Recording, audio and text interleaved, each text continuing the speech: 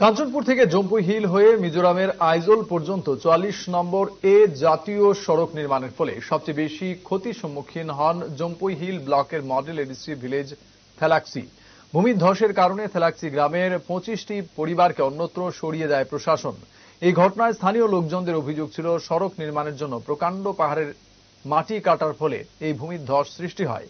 পরবর্তীতে কাঞ্চনপুর মহকুমা প্রশাসন এবং উত্তর ত্রিপুরা জেলা প্রশাসন থেলাক্সি গ্রামে ক্ষতিগ্রস্ত পরিবারগুলিকে নতুন বাসস্থান সহ আর্থিক সহায়তা প্রদানের কথা বলেন। কিন্তু প্রায় ১ বছর অতিক্রান্ত হলেও থেলাক্সি গ্রামের ক্ষতিগ্রস্ত পরিবারগুলি কোনো ধরনের সরকারি সুযোগ সুবিধা পায়নি। শেষ পর্যন্ত বাধ্য হয়ে জম্পুই হিলের মিজো কনভেনশন সংগঠন ৯টি দাবি পূরণে রাজ্যের মুখ্যমন্ত্রীর উদ্দেশ্যে জম্পুই হিল ব্লকের বিডিওর নিকট গণডেপুটেশন প্রদান করেন শুক্রবার। এদিন ৪ শতাধিক জম্পুই হিলবাসী মিছিল করে জম্পুই ব্লকের বিডিওর নিকট দাবির স্মারকলিপি প্রদান করেন। গণডেপুটেশনে ৬ জনের প্রতিনিধি দলের নেতৃত্ব দেন মিজো কনভেনশনের সম্পাদক জাইরেমথিমা পাছুয়া। দাবি পূরণ না হলে আগামী দিনে আরো বৃহত্তর আন্দোলনের হুঁশিয়ারি দেন ক্ষতিগ্রস্ত পরিবার এবং মিজোরাম কনভেনশন সংগঠন।